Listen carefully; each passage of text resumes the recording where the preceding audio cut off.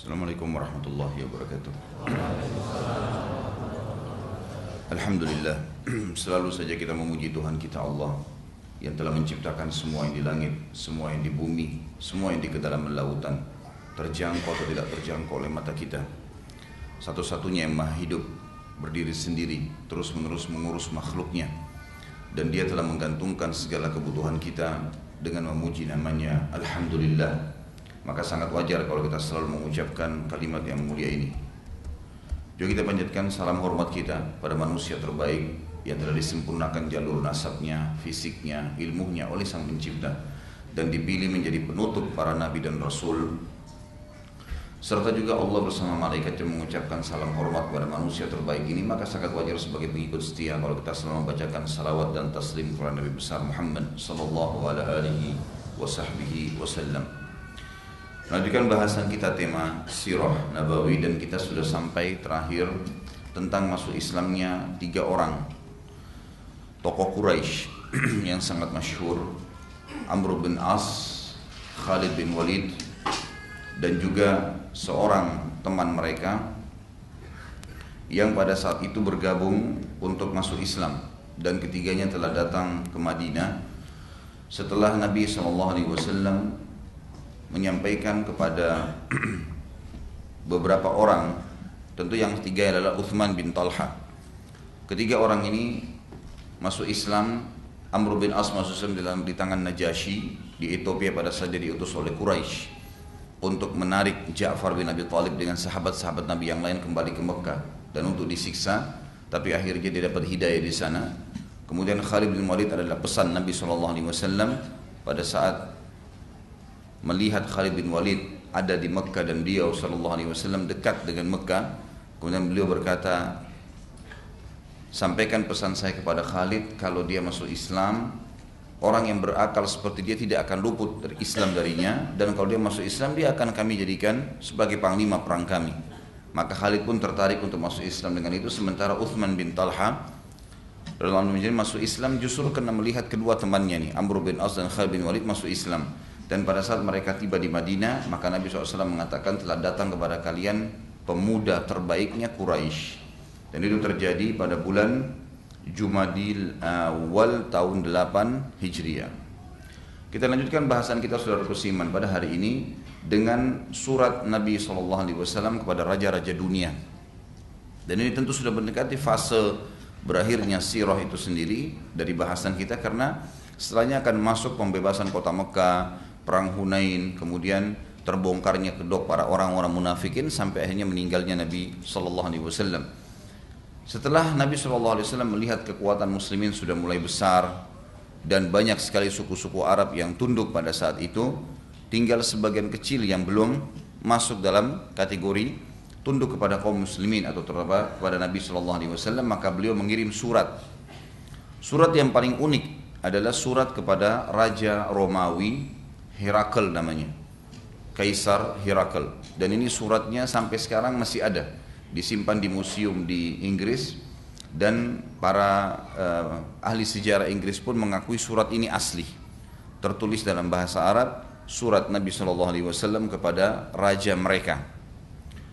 Setelah Umrat Qadha, dan sudah kita jelaskan tentunya sebelumnya ada Umrat Qadha, setelah kesepakatan Hudaybiyah, Nabi SAW dan muslimin tidak boleh masuk Mekah setahun. Setahun kemudian, setelah pembebasan Khaybar dan seterusnya, Nabi SAW kembali mengajak muslimin untuk umrah. Dan sempat saya ceritakan panjang lebar bagaimana proses umrah itu. Diantaranya ada hukum keluar setelah orang-orang Quraisy membuat fitnah, terutama Abu Sufyan pada saat itu yang belum masuk Islam, mengatakan muslimin kena penyakit kuning. Dan yang dimaksud dengan penyakit kuning dalam bukan seperti yang kita alami di Indonesia, tetapi yang dimaksud adalah penyakit kuning zaman itu orang yang memiliki tubuh yang sangat lemas, kemudian menular, gitu kan. Tujuannya Abu Sufyan mengatakan penyakit itu menimpa muslimin agar masyarakat Mekah mau keluar dari Mekah dan mereka tidak terpengaruh dengan dakwah Islam. Sempat itu menjadi isu yang panas, akhirnya membuat orang-orang Quraisy keluar. Akhirnya Nabi SAW menyuruh para sahabat pada saat itu, kalau kalian tawaf, maka perlihatkanlah sisi lengan kanan, ya, kain ihram dibuka, kemudian dilipat di bawah ketiak, dan sisi kanan, tangan kanan kelihatan. Kemudian berlari kecil lah, pada saat tawaf, dan itu menjadi sunnah akhirnya. Maka para sahabat pun melakukan itu sambil mereka membaca talbiyah. Pada saat itu orang-orang Quraisy yang sudah terlanjur keluar dan mereka berada di atas gunung, mereka melihat ternyata Nabi SAW dan para sahabat tidak kena penyakit kuning. Orang penyakit kuning nggak mungkin punya kekuatan seperti itu.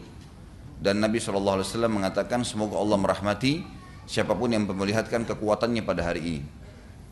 Yang jelas umrah qadha sudah selesai dan sudah kita bahas. Setelah umrah qadha, Nabi SAW balik ke Madinah. Kemudian beliau mulai mengirim surat kepada raja-raja dunia. Nabi SAW mengirim ke Herakl surat pertama, Raja Romawi, Kaisar Romawi, Dihya al-Kalbi radhiyallahu anhu. Sahabat Nabi yang mulia yang memiliki keterampilan perang, dan juga beliau memiliki bahasa yang santun serta juga memiliki fisik yang sempurna. Orangnya tinggi, putih, gagah, bahasanya rapi, semuanya luar biasa. Datanglah Dihya al-Kalbi membawa surat itu. Setelah tiba, Herakl kebetulan waktu itu baru saja memenangkan peperangan melawan Persia. Dan ini tentu diceritakan dalam Al-Quran. Dalam surah Ar-Rum, surah nomor 33 ayat 1 sampai ayat 5, Allah menceritakan tentang Ar-Rum. Rum adalah Romawi. Allah Subhanahu wa taala berfirman, "A'udzubillahi minasyaitonir rajim. Alif lam mim. Gulibatir Rum fi adnal ardi wa hum min ba'di ghalabihim sayaghlibun fi bid'i sinin lillahil amru min qablu wa min ba'd. Wa yawma idzin yafrahul mu'minun bi nasrillah yansuru man yasha wallahu azizur rahim." Alif Lam Mim, telah dikalahkan bangsa Romawi. Jadi ternyata telah terjadi peperangan beberapa tahun sebelum turun ayat ini. Terjadi peperangan antara Persia, penyembah berhala dan api, melawan Romawi, bangsa yang beriman kepada Allah, yang mengikuti Nabi Isa, gitu kan? Dan banyak di antara mereka para pendeta pada saat itu yang memang beriman kepada Allah juga. Pada saat Persia mengalahkan Romawi, orang-orang Quraisy gembira karena orang Quraisy penyembah berhala, Persia penyembah berhala. Mereka anggap satu akidah. Dan muslimin sempat sedih pada saat Romawi kalah di awalnya, karena Romawi beriman kepada Allah walaupun belum sampai pada saat itu dakwah kepada mereka. Allah menceritakan pada saat itu tentang kejadian perang, kalahlah Romawi, tapi Allah SWT turunkan pada saat itu surah waktu kekalahan lagi memuncak, banyak sekali korban pada saat itu dari orang Romawi, dan dianggap tidak akan pernah lagi Romawi memenangkan peperangan setelah hari itu, karena Persia mengerahkan semua kekuatannya, Romawi juga begitu, dan akhirnya Romawi kalah. Dan peperangan ini memberikan kerugian yang sangat banyak, jiwa, harta, segala macam lah. Dan ahli sejarah sudah mengatakan pada saat itu tidak mungkin lagi Romawi bisa menang. Tapi Allah menurunkan pada saat itu justru surah Ar-Rum yang menceritakan tentang kekalahan itu. Dikatakan Alif Lam Mim, telah dikalahkan bangsa Romawi oleh Persia di negeri yang terdekat, dan mereka sudah dikalahkan itu akan menang. Allah Subhanahu wa taala memastikan kalau kekalahan ini, walaupun orang-orang sudah berbicara kayaknya nggak mungkin lagi ada kekuatan Romawi, korbannya banyak, materinya banyak yang habis dan susah, tapi Allah justru menurunkan ayat pasti menang, akan datang kemenangan setelah ini. Pada saat itu teman-teman sekalian, orang-orang makin mendustakan Al-Quran, terutama orang-orang Quraisy. Dari mana lagi Romawi bisa menang? Apa hubungannya Islam sama Romawi, gitu kan? Dan seterusnya. Tapi Allah SWT menceritakan mereka dikalahkan di sebuah tempat yang rendah atau terdekat, dan yang dimaksud adalah lembah yang ada di Jordania, antara Jordania dengan Palestina. Di sana ada lembah yang sangat rendah, dan disitulah terjadi peperangan yang dikalahkan Romawi. Kata Allah, dalam beberapa tahun lagi akan ada kemenangan itu. Bagi Allah lah urusan sebelum dan sesudah mereka menang, dan di hari kemenangan bangsa Romawi itu bergembira orang-orang beriman. Maksudnya para sahabat akan gembira nanti. Kenapa? Karena yang menang adalah orang-orang Nasrani yang waktu itu memang belum sampai kepada mereka dakwah Islam. Jadi mereka masih dianggap dalam kondisi benar, ya, karena mengikuti Nabi Isa alaihissalam. Karena pertolongan Allah, ayat kelimanya, Dia menolong, Allah menolong siapa yang dikehendakinya, dan juga Dia maha perkasa lagi maha penyayang. Pada saat turun ayat ini teman-teman sekalian, sudah saya jelaskan tadi bagaimana kaum muslimin gembira, orang-orang musyrik makin mendustakan ayat Al-Quran. Herakl waktu itu, waktu dia kalah, rupanya dia menggerakkan seluruh masyarakat, bukan lagi militernya, seluruh masyarakat di bangsa, di kerajaan Romawi, siapapun yang mau mengembalikan kemenangan maka bergabunglah, dibentuklah pasukan. Dalam hitungan 4-5 tahun saja terbentuk pasukan yang sangat besar, dan Herakles bersumpah kalau dia berhasil menang maka Allah berikan kemenangan, dia akan berjalan kaki ke Baitul Maqdis. Dan pada saat itu mereka pergi haji atau pergi ibadah ke Baitul Maqdis, karena kiblatnya orang Yahudi, orang Nasrani dan kaum muslimin pada saat itu pun, ya, sebelum turunnya perintah untuk menghadap ke Ka'bah, semuanya ke Baitul Maqdis, ke Palestina. Maka Herakles bersumpah akan jalan kaki ke Palestina, ke Baitul Maqdis, dari tempat yang sangat jauh. Kalau sekarang kita hitung mungkin ukurannya bisa mencapai 2000 km, cukup jauh, ya. Tapi dia bersumpah, dan dia pada saat itu pendeta. Dia pendeta. Dan ternyata Allah Subhanahu wa taala betul-betul memberikan dia kemenangan dalam 4-5 tahun saja. Setelah itu dia jalankan nazarnya. Dia pun jalan kaki bersama para pendeta dan bawa para juridnya, jalan kaki ke Palestina. Pada saat Herakles di tengah jalan, sebelum tiba di Palestina, dia sempat mimpi kalau kerajaannya hancur. Padahal dia menang. Dan kemenangan yang terjadi ini adalah lebih besar daripada kemenangan Persia beberapa tahun yang lalu. Jadi korban di Persia lebih besar. Dan semenjak itu Persia tidak punya kekuatan lagi untuk menghadapi Romawi. Terbalik kejadiannya. Herakles mimpi kerajaannya semua hancur, terbakar, banyak korban di pasukannya. Dia bingung, padahal sebenarnya dia tahu kalau dia baru menang. Tidak mungkin ini terjadi. Dan dalam mimpinya dia melihat atau dia mendengar suara mengatakan yang mengalahkan pasukan dia adalah orang-orang yang bersunat. Sunat, khitan, gitu kan. Orang yang tersunat ini, laki-laki yang bersunat yang akan mengalahkan. Herakles pada saat itu terbangun di tengah malam, panggil semua para penasihatnya. Apa ini sebenarnya? Mimpi ini apa maknanya? Kenapa kok baru menang? Sudah jelas-jelas pasukan kita menguasai banyak wilayah Persia, kita kalah. Tapi ini bukan orang Persia yang dihadapin, ada orang-orang yang cirinya seperti ini.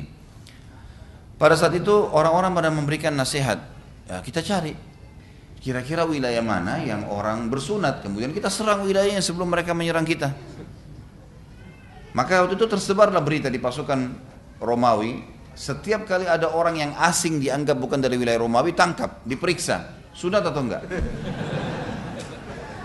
Untung antum tidak hidup pada zaman itu. Mereka menemukan pada saat itu ada satu orang ditangkap, Yahudi bersunat, gitu kan. Waktu ditangkap, dibawa ke Herakles.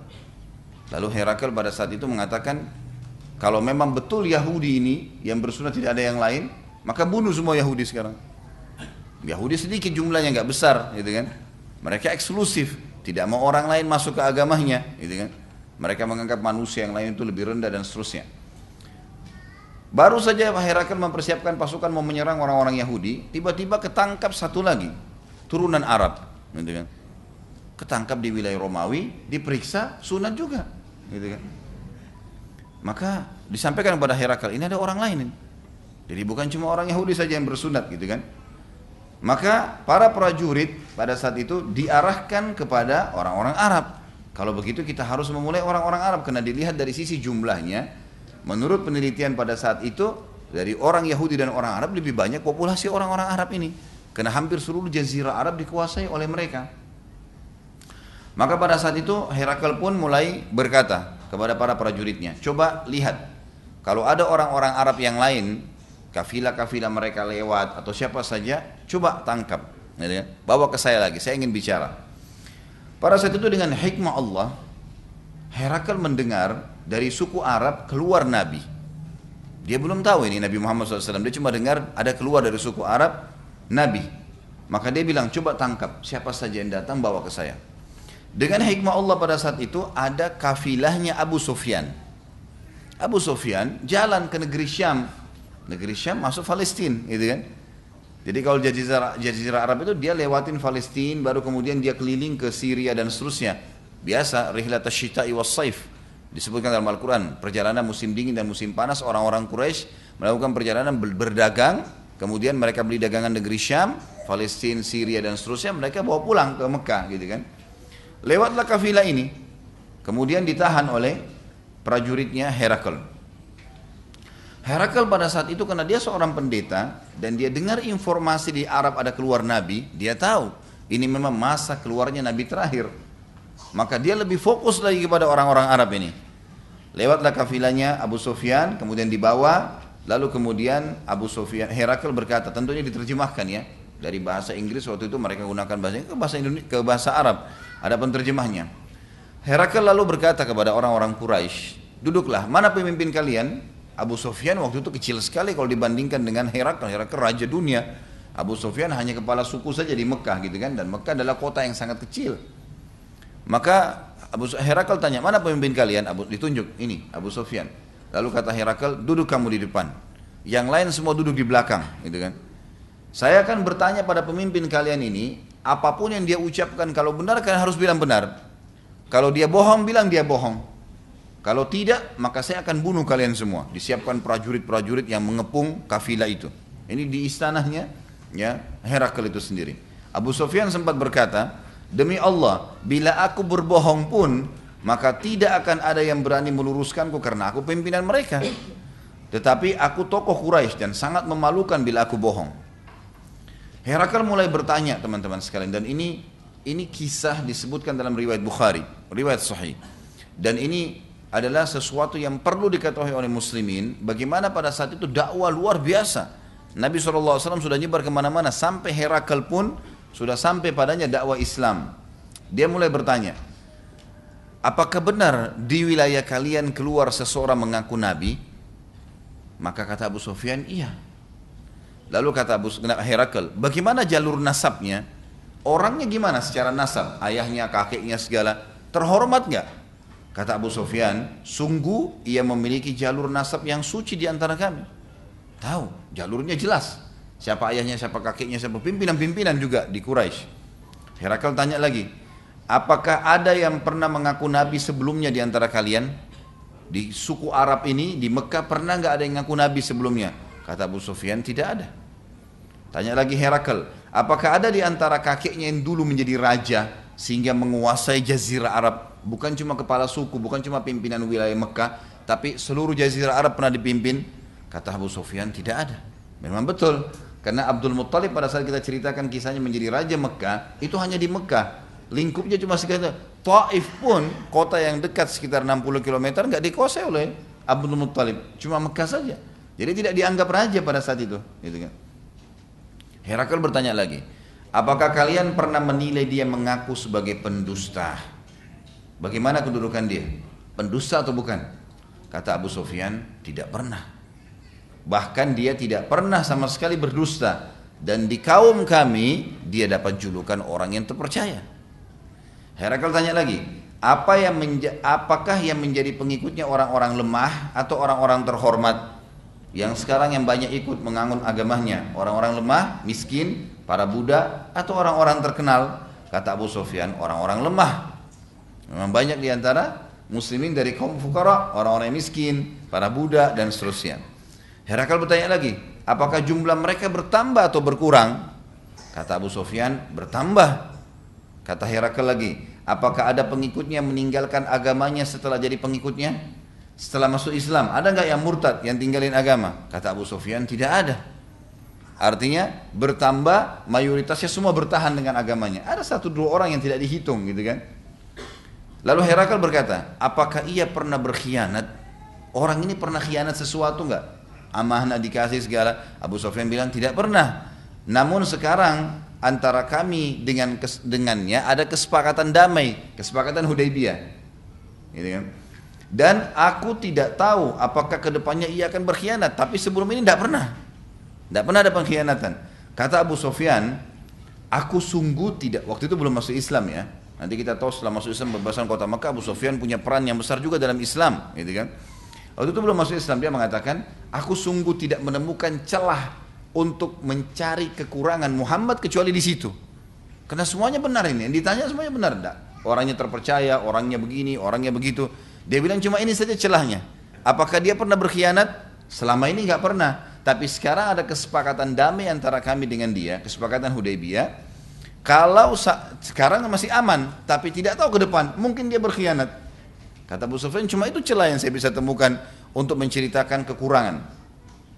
Herakl bertanya lagi, apakah kalian telah memeranginya? Kata Abu Sufyan, iya.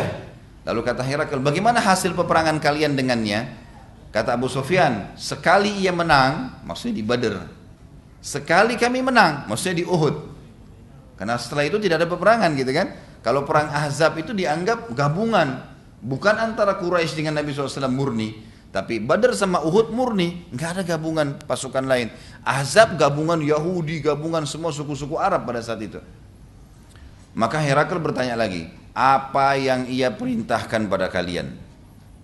Jadi detail sekali. Abu Sufyan mengatakan, ia memerintahkan kami agar menyembah Allah satu tanpa menyekutukannya, serta meninggalkan apa yang nenek moyang kami lakukan, sembah-sembah berhala. Ia juga memerintahkan kepada kami agar mengerjakan sholat, jujur, dan tidak mengemis, serta menjaga silaturahim. Herakl lalu berkata kepada penterjemahnya, katakan pada orang ini. Jadi setelah pertanyaan detail, dan ini yang bertanya raja dunia pada saat itu, yang disegani seorang pendeta pada saat itu yang faham agama, baru memenangkan peperangan, artinya baru menguasai dunia. Karena pada saat itu Persia sama Romawi saja menguasai dunia, gitu kan? Maka dia bilang sama penterjemah, sampaikan kepada orang ini, aku bertanya padamu tentang jalur nasabnya. Engkau menjawab bahwasanya ia memiliki jalur yang suci. Demikian pula para nabi dan rasul yang diutus pada nasab terbaik kaumnya. Aku juga bertanya kepadamu, apakah ada di antara kalian yang pernah mengatakan hal yang serupa? Ada enggak orang di Mekah yang pernah mengaku nabi? Engkau menjawab, tidak. Kalau seandainya, maksudnya dari Quraisynya ya. Kalau kita bicara masalah awal nabi adanya Ibrahim dan Ismail itu beda. Itu bukan tidak dihitung dari Quraisy, karena Ibrahim alaihissalam dari Babilonia. Sudah pernah kita jelaskan dari awal kisah sirah kita. Dari kalian, dari Quraisy ini sekarang, yang asli tinggal di sana. Apakah ada di antara kalian yang pernah mengatakan hal yang serupa? Engkau menjawab tidak. Kalau seandainya ada yang telah menyatakan sebelumnya, maka aku akan mengatakan bahwa ia hanya mengikuti orang sebelumnya saja. Ngaku-ngaku dulu pernah ngaku nabi, dia juga sekarang ngaku. Aku juga bertanya padamu, Herakl berkata lagi pada Abu Sufyan, apakah ada di antara kakeknya yang pernah menjadi raja dunia, menguasai? Engkau menjawab tidak ada. Kalau ada, maka aku akan mengatakan bahwa ia hanya ingin mengembalikan kerajaan kakeknya saja. Aku bertanya juga padamu, apakah ia pernah berdusta pada kalian? Engkau menjawab tidak.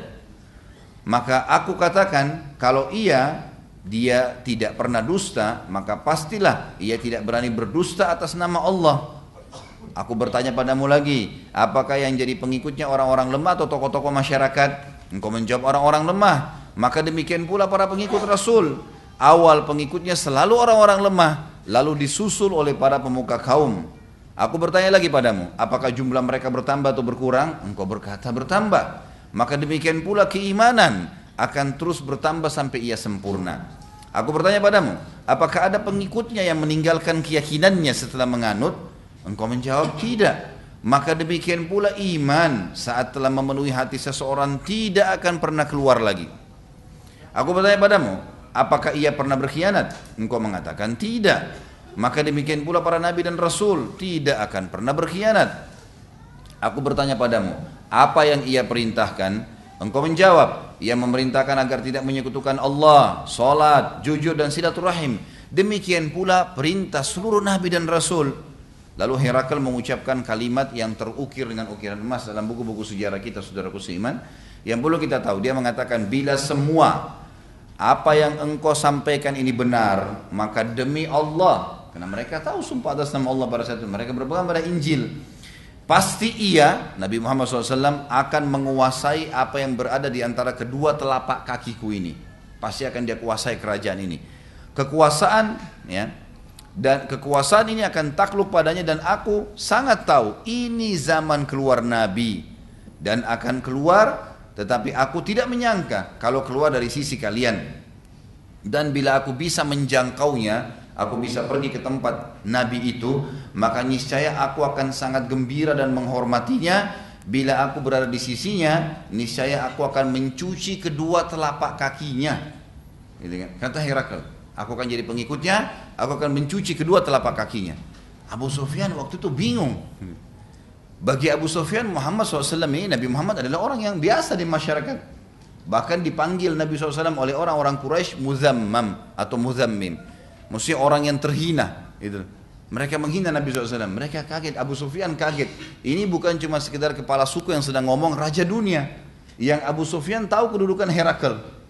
Bilang kalau saya di sisi orang itu, Muhammad SAW, saya akan datang, saya akan gembira, saya akan menghormati dan saya akan cuci telapak kakinya. Raja dunia akan cuci kaki Nabi SAW. Abu Sufyan waktu itu bilang sama sahabat-sahabatnya, demi Allah, sungguh perkara Abu Kabsh. Abu Kabsh istilah-istilah, jadi orang-orang Quraisy suka memberikan julukan Nabi SAW yang aneh-aneh. Seperti tadi orang yang terhina, muzammim atau muzammam, atau Abu Kabsh. Ya. Abu Kabsh ini julukan penghinaan sebenarnya. Ya. Seakan-akan orang yang tidak ada kedudukan, seperti itulah. Telah terlihat jelas, kata Abu Sufyan pada teman-temannya, sampai Herakl raja terkuat dunia pun takut dan tunduk padanya. Herakl ini bahasanya mengatakan saya akan datang ke sana, saya akan beriman, saya akan hormati, saya akan cuci kakinya, artinya saya akan tunduk. Kerajaan gua akan aku berikan. Kaget dia, Abu Sufyan kaget. Abu Sufyan berkata, pada saat itu Islam masuk di hatiku. Abu Sufyan mengatakan, pada saat itu Islam masuk ke dalam hatiku. Sesaat setelah Abu Sufyan keluar dari istana Herakl, utusan Nabi SAW, Dihyal Kalbi, tiba di istana tanpa direkayasa ini. Jadi setelah, dengan hikmah Allah begitu aturannya. Setelah Abu Sufyan ditanya, Herakl mengucapkan kalimat tadi, keluar Abu Sufyan, Dihyal Kalbi masuk, bawa surat Nabi SAW. Bunyinya adalah, ini yang tertulis dan masih ada dalam bahasa Arab, Bismillahirrahmanirrahim. Dengan nama Allah yang Maha Pengasih lagi Maha Penyayang, dari Muhammad utusan Allah kepada Herakl Raja Agung Romawi. Isinya, selanjutnya, amma ba'd, sungguh aku mengajak anda masuk Islam. Masuk Islamlah, maka anda pasti akan selamat. Dan Allah akan memberi anda pahala 2 kali lipat. Karena ahli kitab kalau masuk Islam, mereka dapat double pahala. Mereka pernah beriman kepada Nabi sebelumnya dan mereka beriman pada Nabi yang sekarang, gitu kan? Bila anda menolak, maka anda akan memikul dosa seluruh petani atau masyarakat Romawi. Umumnya mereka itu petani. Anda akan menanggung seluruh dosa para petani, maksudnya masyarakat anda. Wahai ahli kitab, lalu Nabi SAW tulis ayat, marilah kita satukan kalimat kita agar tidak menyembah selain Allah dan tidak menyekutukannya dengan sesuatu apapun. Jangan seseorang di antara kita menjadikan yang lainnya sebagai sekutu bagi Allah, dan apabila kalian berpaling, maka ucapkanlah, bagi kami telah Islam atau menyerahkan diri kepada Allah Subhanahu wa taala. Pada saat surat tersebut dibaca oleh Herakl, dibacakan dan diterjemahkan, maka Herakl sempat gemetaran karena baru kejadian tadi Abu Sufyan. Dan dia baru ucapkan, tiba-tiba surat Nabi SAW datang, gitu kan? Dan Herakl sudah tangkap dari Abu Sufyan kalau ini Abu Sufyan dan sukunya sedang memusuhi Nabi SAW. Jadi nggak mungkin ini sebuah rekayasa, memang terjadi begitu saja. Maka dia pun lalu segera mencoba memastikan semua sifat Nabi terakhir. Tanya kepada Dihyal Kalbi, bagaimana sifatnya, bagaimana ciri fisiknya, siapa namanya. Ditanya semua kepada Dihyal. Dihyal Kalbi jawab semuanya, apa adanya. Fisiknya seperti ini, alisnya, matanya, kulitnya, jalur nasabnya, segala macam pengikutnya. Kemudian peperangan yang terjadi, bagaimana kekuatannya sekarang Nabi SAW. Banyaknya suku-suku Arab yang masuk Islam, ajarannya seperti ini diceritakan semua. Yang paling penting bertauhid, tidak menyekutukan Allah, dan seterusnya. Panjang lebar disampaikan. Maka Herakl sudah tambah yakin. Dia mengatakan, bawa surat ini kepada Safatir. Safatir ini istilah pada saat itu untuk pendeta. Bawa ini, bilang dari saya. Ya, Safatir ini tentu sudah menjadi masyhur di buku-buku sirah kita. Kalau itu adalah istilah bagi dalam bahasa mereka, ya, bahasa Syam pada saat itu. Kalau ini adalah istilah bagi orang yang dihormati karena faham agama. Dan kebetulan para Safatir ini semuanya ikut dengan Herakl waktu itu untuk ke Palestina, jalan kaki bersama-sama. Saat surat tersebut dibacakan kepada Safatir, maka Safatir gemetar. Ya. Dan mereka bertanya banyak tentang Nabi SAW karena mereka sudah saling menukil ini. Ini zaman keluar Nabi loh, dari mana ini, siapa nabinya? Begitu dia keluar kita harus jadi pengikutnya. Mereka sudah saling berwasiat, gitu kan? Kemudian Dihyal Kalbi terus saja menjawab para safatir sampai akhirnya para safatir kehabisan pertanyaan dan mereka terheran-heran karena semua ciri yang disebutkan dalam Injil tentang Nabi terakhir semuanya ada pada Nabi SAW. Safatir lalu berkata kepada Dihya, demi Allah, aku sangat yakin kalau ini zaman keluarnya Nabi terakhir yang telah kami tunggu-tunggu dan kami yakin setelah kemenangan ini memang akan ada Nabi itu. Memang diberitakan rupanya, menurut mereka dalam Injil itu diberitakan kalau akan ada kemenangan besar oleh bangsa Romawi, pengikut Nabi Isa alaihi salatu wassalam, itu akan menang dan setelah itu mereka akan mendapatkan informasi tentang Nabi terakhir. Dan aku, kata pimpinan safatirnya, ya, aku benar-benar tidak menyangka kalau keluar dari kalangan kalian wahai bangsa Arab. Maka aku menyatakan asyhadu an la ilaha illallah wa anna Muhammad Rasulullah. Safatir ini pimpinannya pendeta. Herakl sendiri belum masuk Islam waktu itu. Tapi pimpinan pendeta langsung mengucapkan syahadat. Wa asyhadu an la ilaha illallah wa asyhadu anna Muhammad Rasulullah. Safatir lalu mengumpulkan semua pendeta dan mengajak mereka masuk Islam dan menjelaskan tanda-tanda Nabi SAW. Lalu ia bersyahadat di hadapan mereka. Sebagian besar pendeta tidak menerima. Kok bisa percaya begitu saja? Kita harus pastikan, temuin orangnya, betul atau enggak, gitu kan? Akhirnya mereka semua membunuh Safatir, kepala ketuanya tadi. Para pendeta ini membunuh, menganggap ini bahaya nih orang. Ini kalau orang-orang masyarakat Romawi tahu masuk Islam semua nih. Kita belum tahu itu. Nabinya belum pasti segala macam dan orang ini begitu yakin, langsung suruh syahadat pada saat itu. Akhirnya mereka membunuh dan Safatir orang dari Romawi yang dinyatakan Nabi SAW pertama mati syahid. Ya. Beliau terbunuh mati syahid karena syahadat langsung dibunuh, gitu kan? Dihya radhiyallahu anhu pada saat mengetahui hal tersebut pembunuhan, beliau menemui Herakl dan meminta saran bagaimana nih? Tadi waktu saya antar ke sana saya lihat depan mata saya di ruangan Dihya al-Kalbi hadir dan dibunuh di depannya Dihya al-Kalbi orang ini, gitu kan? Yang mengajak para pendeta masuk Islam karena kalau mereka masuk Islam satu Romawi semua masuk Islam ini. Herakl berkata, sungguh kedudukan Safatir di sisi mereka lebih mulia dibandingkan aku. Kalau ketua Safatir saja, ketua para pendeta di mereka bunuh, apalagi saya. Pasti saya saya masih di bawahnya itu, gitu kan? Kalau Safatir saja mereka tidak dengar, bahkan membunuhnya, maka bagaimana dengan aku? Tapi cobalah sabar. Aku akan coba mengatur strategi untuk mengumpulkan mereka. Lalu Herakl mengumpulkan semua pendeta-pendeta di satu ruangan. Lalu diperintahkan ruangan itu dijaga ketat oleh pasukan militernya. Beberapa orang mengelilingi ruangan tersebut. Lalu pada saat mereka masuk dikunci pintunya. Lalu kemudian Herakl mulai membaca surat Nabi SAW. Lalu kemudian membacakan ayat-ayat Injil yang mendukung tentang keberadaan Nabi SAW. Terus gitu kan. Sampai akhirnya Herakl bersyahadat di depan mereka. Jadi sekarang Herakl lagi yang bersyahadat. Sudah kepala pendeta masuk Islam, ini juga rajanya masuk Islam. Di depan mereka. Di ruangan tertutup dijaga sama militer. Gitu kan. Ini seakan-akan Herakl mau berikan gambaran, kalau kalian tidak masuk Islam saya bunuh nih. Gitu kan. Seperti itulah. Ini keputusan raja. Maka seluruh pendeta kaget. Karena sekarang raja mereka juga mengikrarkan syahadat. Maka saat mereka mau lari, para prajurit sudah siap. Gitu kan. Sudah menjaga pintu. Para pendeta pun mengatakan, demi Allah, kami tidak akan meninggalkan agama Al-Masih walaupun anda membunuh kami semua. Akhirnya mereka sepakat, ini syaitan mengganggu, gitu kan? Masuk di antara mereka. Kita lihat bagaimana syaitan menanamkan keburukan-keburukan di hati manusia sehingga mereka menolak beriman kepada Allah. Padahal kalau mereka beriman, satu negeri semua ini mereka dapat pahalanya. Rajanya sudah syahadat. Tapi yang kita lihat di sini bagaimana Herakl masuk dalam pengkhianatan, gitu kan? Pada saat itu teman-teman sekalian, melihat kejadian tersebut, para pendeta akhirnya pasrah, mereka mendekati para prajurit dan semuanya, tidak terkecuali, semuanya waktu itu puluhan orang, semuanya sepakat untuk biar dibunuh saja. Mereka sengaja dekati para prajurit dan sengaja meletakkan pedang-pedang para prajurit di leher-leher mereka, supaya dibunuh saja. Ya, kami tidak akan pernah meninggalkan agama Al-Masih, karena mereka anggap ini meninggalkan agama.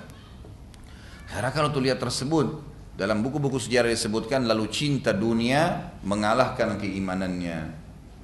Apa yang terjadi? Herakl lalu berkata, aku hanya mau menguji kalian. Tadinya aku lihat surat itu sudah sampai kepada kerajaan kita dan aku khawatir malah kalian yang murtad. Maka pertahankanlah agama kalian dan aku bersama dengan kalian. Karena Herakl sudah benar dia masuk Islam, gitu kan? Tapi dia ketakutan, kehilangan kedudukannya. Dia takut kalau dia bunuh pendeta-pendeta ini tersebar berita, malah nanti kerajaannya akan runtuh. Karena ini semua pendeta dikumpulin, tidak terkecuali. Puluhan orang semuanya ada pada saat itu hadir. Lalu dia mengatakan, pertahankan agama kalian dan aku bersama kalian. Lalu Herakl memerintahkan para prajurit membuka pintu untuk para pendeta, dan pendeta pun memuji Herakl dan berjanji akan setia. Kalau Herakl begini, maka kita akan tetap setia. Setelah semua pendeta pergi, Herakl memanggil Dihya al-Kalbi radhiyallahu anhu lalu berkata kepadanya, aku mengucapkan hal tadi agar kerajaanku tidak hilang. Dan ini hadiah dari aku berupa emas, berikan kepada Nabi SAW. Tentu para Nabi dia bilang. Kita mengatakan SAW. Dan sampaikan salamku juga aku tetap pada keislamanku. Saat Dihya al-Kalbi tiba di Madinah dan menceritakan semua kepada Nabi SAW, maka Nabi SAW mengucapkan kalimat yang mulia. Dan terukir dalam riwayat-riwayat sahih, sungguh musuh Allah telah berdusta. Maksudnya Herakl. Ia mengucapkan karena mendahulukan dunia. Artinya betul dia murtad itu. Dia bohong. Apa yang diucapkan sama kamu enggak benar. Lalu Nabi SAW memerintahkan agar pemberian Herakl dibagikan kepada muslimin. Nabi SAW tidak mau terima. Dan pada saat itu ulama mengatakan sangat beda antara kejadian Herakl dengan Najasyi. Najasyi kan sama. Juga kerajaan Nasrani besar di Ethiopia, dia juga syahadat, para pendeta juga nolak, gitu kan? Kemudian dia menyembunyikan Islamnya. Tetap dia tidak bohong, gitu kan? Dan dia meletakkan, kalau masih ingat itu kisah waktu Ja'far bin Abi Thalib menjadi penyebab setelah Allah SWT masuk Islam dan Najasyi, dia meletakkan Al-Quran di dalam bajunya, gitu kan? Lembaran itu, kemudian dia tanya pendeta, kalian dalam keyakinan apa? Mereka bilang, kami yakin Isa putra Allah, gitu kan? Allah punya anak. Maka Najasyi pegang dadahnya, maksudnya Al-Quran itu sambil berkata, ya, aku dalam keyakinan ini, maksudnya aku dalam Islam. Tapi mereka tidak tahu. Maka para pendeta nggak jadi memberontak pada saat itu. Dan itu yang membuat Nabi SAW tetap memuji Najasyi, gitu kan? Dan kata Nabi SAW, kalau bukan karena dia khawatir kerajaannya akan menjadi kacau, keamanan akan hilang, maka dia pasti akan mengiklankan keislamannya, gitu kan? Tapi dia meninggal dalam keadaan Islam, dan Nabi SAW mensolati secara ghaib. Bahkan Nabi SAW menikahi Ummu Habibah radhiyallahu anha, itu yang menikahkan adalah Najasyi yang dikirim dari Ethiopia ke Madinah tentunya. Surat yang kedua teman-teman sekalian, jadi tadi sudah selesai ya, surat kepada Herakl, dan ternyata Herakl tidak masuk Islam. Dia murtad dari agama setelah syahadat ini ya. Beda dengan ketua Safatir tadi yang memang mati syahid. Dia tidak ada masalah, pokoknya sampai mati pun ya sudah, pokoknya saya sudah Islam. Dibunuh pun dia tidak murtad, gitu kan. Dan ini menandakan teman-teman pelajaran penting di sini. Sebelum saya bacakan surat yang kedua, kalau memang kebenaran itu kalau kita sampaikan pasti ada yang terima, ada yang nolak. Itu sudah biasa. Jadi jangan antum berpikir begitu menyampaikan kebenaran semua akan terima. Oh, kenapa kalau masih ada keluarga saya tidak mau beriman ya, atau masih ada keluarga saya yang tidak mau iltizam, berpegang pada agama. Saya sudah nasihatin, saya sampaikan hadis, sudah sampaikan ayat tapi masih tidak mau. Itu wajar. Kenapa wajar? Karena syaitan tidak mau manusia dapat hidayah. Dia akan berusaha membisikkan 1000 kedustaan agar manusia itu nolak. Bayangkan para pendeta ini banyak sekali yang tidak mau masuk Islam, dan di antara seluruh pendeta cuma ketuanya dan rajanya yang sempat mengucapkan syahadat. Surat kedua teman-teman sekalian adalah surat kepada Harith bin Abi Shumrah al-Ghassani. Harith bin Abu Shumrah al-Ghassani adalah orang yang menguasai wilayah Ghassan, suku Ghassan ya. Waktu itu sebagian wilayah negeri Syam dikuasai oleh dia. Pasukannya besar. Harith ini punya pasukan 100.000 orang. Prajurit perangnya saja banyak sekali. Sekarang pun kalau orang punya 100.000 pasukan, prajurit perang semuanya itu besar sekali. Ini selain sukunya, jadi selain masyarakat sipilnya lah kalau kita sekarang. Nabi SAW mengutus ke sana Syuja' bin Wahab al-Uzdi radhiyallahu anhu. Lalu pergi ke sana menemui Harith. Suratnya isinya adalah Bismillahirrahmanirrahim, dengan nama Allah yang Maha Pengasih lagi Maha Penyayang, dari Muhammad utusan Allah kepada Harith bin Shumrah atau Shummar bin Abi Shummar. Keselamatan bagi yang mengikuti kebenaran dan petunjuk serta beriman kepada Allah dan membenarkannya. Sungguh aku mengajakmu beriman kepada Allah tanpa menyekutukan sesuatu pun dengannya, dan kerajaanmu tetap bertahan. Itu saja. Selalu surat Nabi SAW ringkas dan padat. Masalah nanti dia nanya, dia mau tambahan informasi, silakan dia bertanya. Tapi surat resmi, semua surat-surat politik ini atau politis memang begitu isinya kan, ringkas. Dari sini untuk ini tujuannya ketemu begini atau seperti ini isinya, selesai. Gitu. Maka pada saat membaca surat Nabi SAW, Harith marah besar. Lalu dia bilang, siapa orang ini? Berani benar dia mengancam kerajaanku. Sementara aku memiliki sebanyak 100.000 prajurit. Dan ini tentu teman-teman sekalian, yang nanti akan menjadi penyebab perang Mu'tah. Nanti Nabi SAW akan utus pasukan, kurang lebih 3.000 orang, yang menyerang wilayah Ghassan. Yang kita sudah tahu ada 3 orang sahabat yang mati syahid mulia, Zaid bin Haritha, kemudian Ja'far bin Abi Thalib, dan juga siapa yang satunya? Abdullah bin Rawaha radhiyallahu anhu ajma'in. Ini pernah saya keliru dalam menyebutkan nama ya. Saya sebutkan Abu Ubaidah tapi itu kekeliruan dan sudah saya luruskan tentunya. Abdullah bin Rawaha radhiyallahu anhu ajma'in. Itu ada kisah, nanti kita sampaikan tentang peperangannya. Yang jelas kita bicara tentang surat dulu. Ternyata surat yang kedua ditolak oleh Harith ini. Dan nanti akan menjadi penyebab sekali lagi perang Mu'tah. Surat yang ketiga adalah surat ke Busra. Nabi SAW mengutus Al-Harith bin Umair Al-Uzdi. Al-Harith bin Umair Al-Uzdi radhiyallahu anhu kepada penguasa Busra. Ya, Busra ini sebagian ulama mengatakan masuk dalamnya adalah Irak dan Iran. Ada di situ beberapa wilayah ya dikuasai oleh orang atau beberapa orang yang namanya kebetulan tidak disebutkan dalam buku-buku sejarah, tapi tapi utusan Nabi SAW ini sebelum tiba di Busra, Al Harith bin Umair radhiyallahu anhu, dia bertemu dengan Syurahbil bin Amr al-Ghassani. Syurahbil bin Amr al-Ghassani ini adalah saudara kandungnya Al Harith al-Ghassani tadi yang menolak surat Nabi SAW. Dan yang terjadi, Syurahbil membunuh Al Harith, membunuh utusan Nabi SAW. Jadi jangan dicampur adukan ya. Nama sahabat yang diutus ke Busra ini namanya Al Harith. Yang tadi menolak dakwah Nabi SAW juga namanya Harith. Cuma dalam buku-buku sejarah dibedakan dengan menggunakan al. Kalau sahabat Nabi dikatakan Al Harith. Al Harith ibn Umair Al-Uzdi radhiyallahu anhu dibunuh oleh Syurahbil bin Amr al-Ghassani, dan ini adalah saudara kandungnya tadi ya.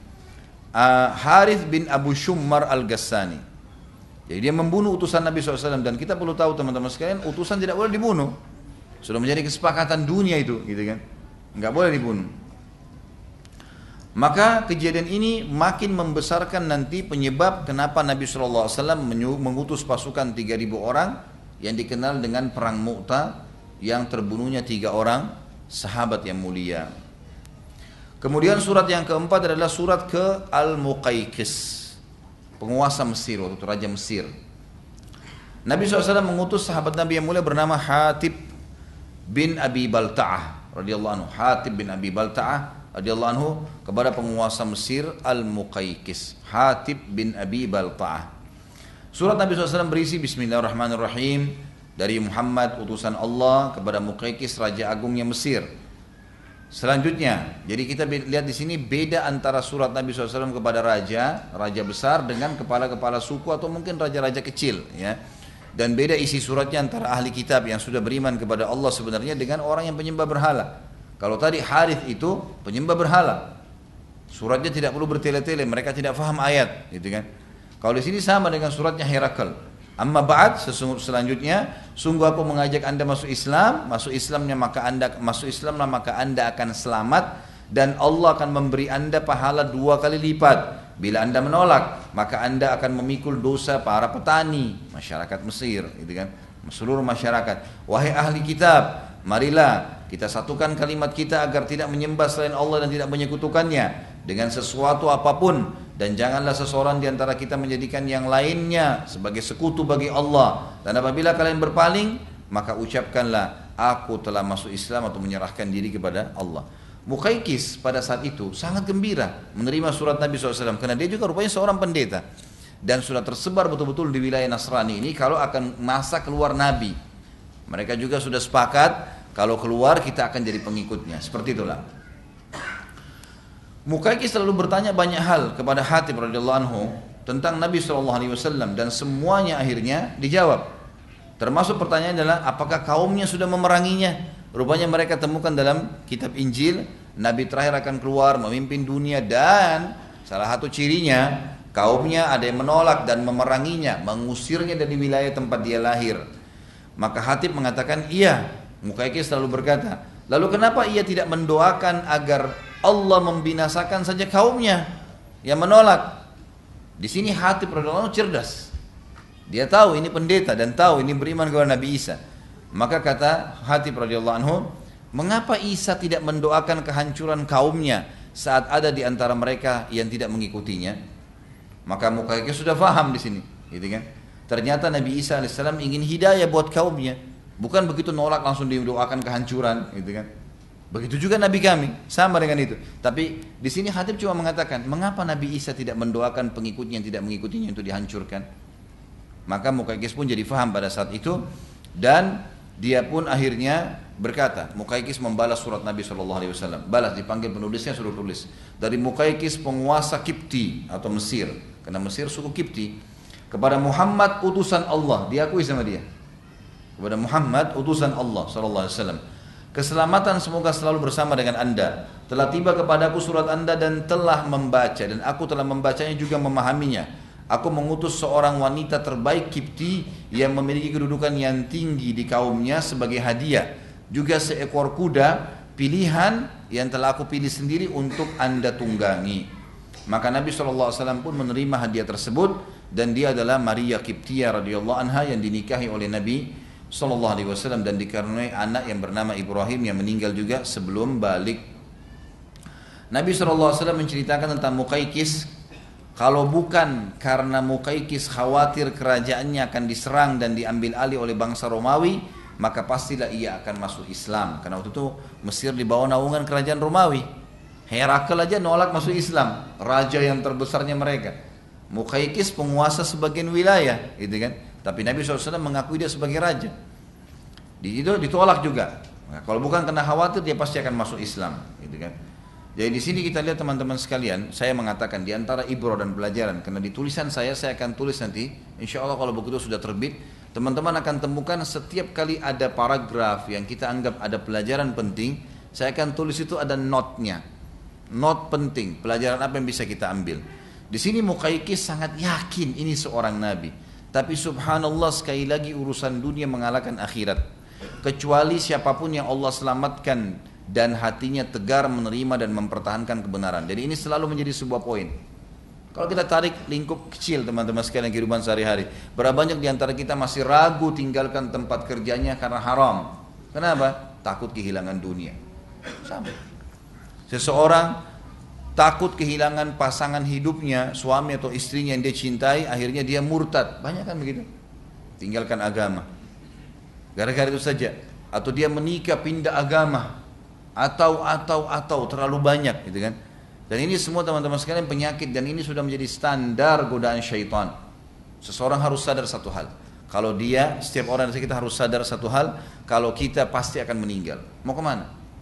Baik anggap kita sudah pertahankan kerajaan kita kayak Mukaikis, kayak Herakl, sudah pertahankan. Habis itu dia juga mati kan?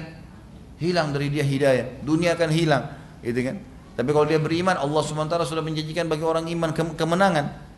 Bahkan sebagian ulama mengatakan kalau Herakl, kalau Mukaikis dan yang lainnya ini beriman kepada Allah pada saat itu, Allah akan buat kerajaannya makin lebih besar. Karena dia akan menjadi membesarkan kekuatan muslimin, semestinya begitu. Gitu kan? Tapi subhanallah sekali lagi dunia. Makanya harus teman-teman ambil pelajaran. Sirah ini, sejarah itu pelajaran. Pengalaman hidup orang-orang sebelum kita. Ambil pelajaran. Kita ini bukan manusia baru. Ada manusia-manusia sebelum kita. Harus kita fahamin poin itu. Kalau kita sebenarnya sudah punya rentetan historis sebelumnya. Dan kita harus ikutin itu teman-teman sekalian. Makanya Abdullah bin Mas'ud radhiyallahu anhu mengatakan, kalau kalian pun mau mengambil sebuah pelajaran dari kehidupan, maka ambillah dari orang-orang yang sudah meninggal dunia. Karena orang yang hidup masih belum jelas. Masih orang yang terdahulu. Jadi kan, orang yang terdahulu. Lalu beliau mengatakan, dan ingatlah, sebaik-baik petunjuk adalah para sahabat Nabi SAW. Karena mereka orang-orang yang sudah beriman pada Nabi SAW dan mereka sudah meninggal, sudah dapat jaminan surga, sudah menerapkan hukum Allah SWT dan mereka sudah membuktikan dalam kehidupannya kebahagiaan yang mereka temukan. Surat yang selanjutnya yang kelima adalah surat ke Najasyi, penguasa Ethiopia. Tentu Najasyi yang pertama itu sudah meninggal ya. Namanya Ashama ya, sudah meninggal radhiyallahu anhu. Digantikan oleh seseorang raja yang lain, maka surat Nabi SAW datang ke sana. Karena Najasyi kan sembunyikan Islamnya, maka nggak ada orang yang masuk Islam pada saat itu di wilayahnya dia. Nabi SAW mengutus ke Ethiopia pada saat itu seorang sahabat yang mulia namanya Amr bin Umayyah Dumri. Amr bin Umayyah Ad-Dumri radhiyallahu anhu, dan beliau membawa surat ini kepada Nabi SAW. Namun di sini Najasyi tidak menerima, juga tidak menolak. Sudah sampai surat, baiklah, sudah selesai, suruh pulang gitu. Enggak beriman, enggak juga nolak, enggak ada juga memberikan hadiah, enggak ada respon, enggak ada apa-apa. Yang selanjutnya yang keenam adalah surat Nabi SAW kepada Kisra, Barwiz namanya, penguasa Persia. Jadi waktu itu Raja Kisra yang memang menguasai dunia bersama dengan Romawi, kan gitu. Kebetulan Barwiz ini yang dikalahkan oleh Herakl, tapi dia masih punya kekuatan. Herakl menang di peperangan, tapi wilayah-wilayahnya masih luas nih. Dan kita tahu nanti kekuasaannya akan runtuh di zaman Umar radhiyallahu anhu. Nabi SAW mengutus ke sana Abdullah bin Huzafah radhiyallahu anhu.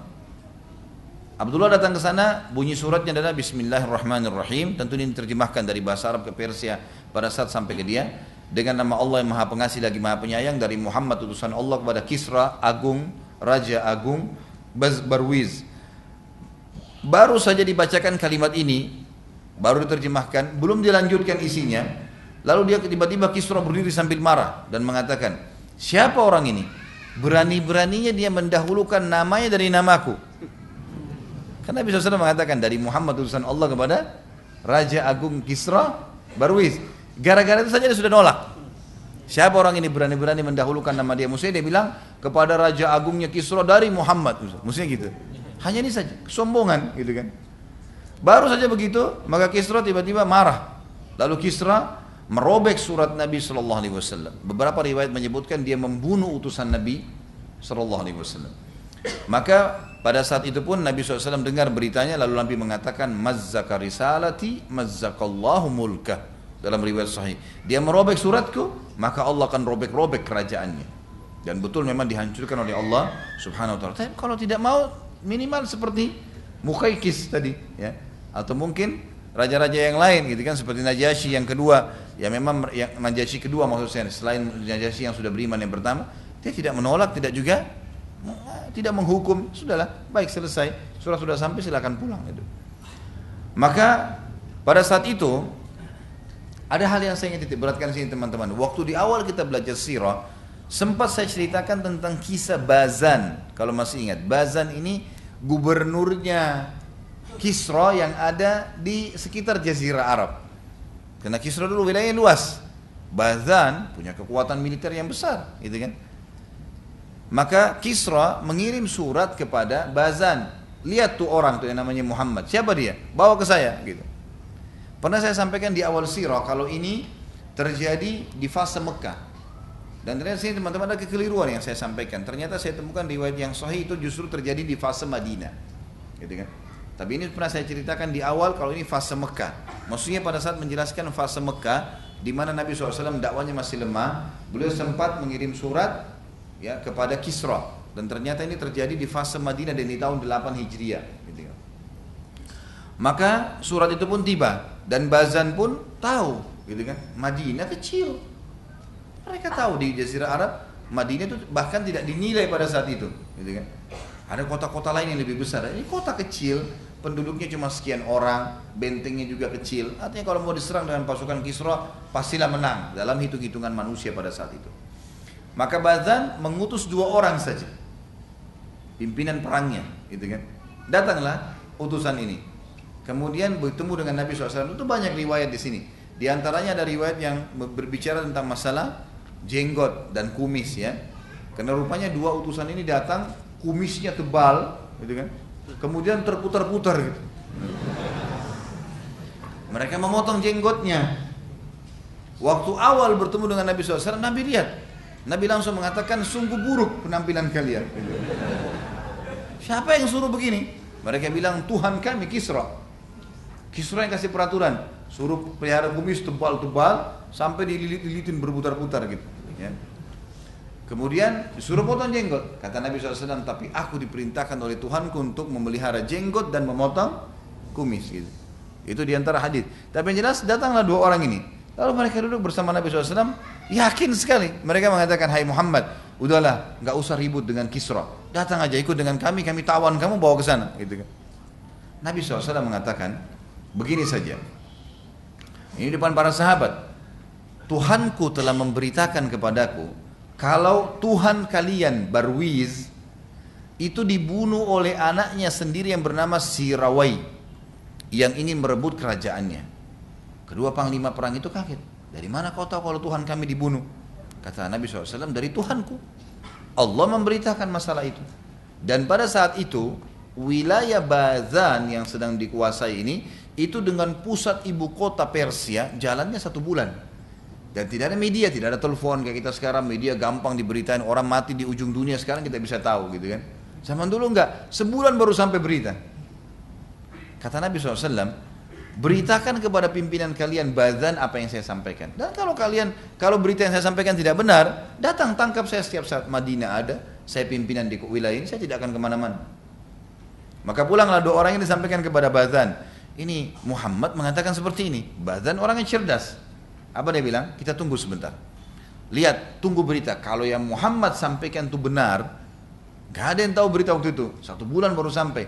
Itu ke wilayahnya Bazan. Apalagi Madinah. Kalau dari ibu kota, namanya Madain ya, ibu kota Persia. Itu kalau mau ke Madinah, lewat wilayah Bazan baru masuk ke Madinah. Jadi tentu lebih dulu sampai ke Bazan baru sampai ke Madinah kan. Kok bisa sudah sampai ke Madinah nih beritanya? Gak mungkin. Kalau dia sampaikan benar, berarti dia betul Nabi. Kita harus beriman. Kalau enggak, maka kita serang. Udah selesai. Nanti sebulan kemudian betul-betul datang berita kalau betul seperti yang Nabi SAW sampaikan, Barwiz dibunuh oleh anaknya Sirawai untuk merebut kerajaannya. Maka Bazan dan para pengikut panglima perangnya masuk Islam. Dan seluruh wilayahnya masuk Islam pada saat itu. Seluruh wilayahnya masuk Islam.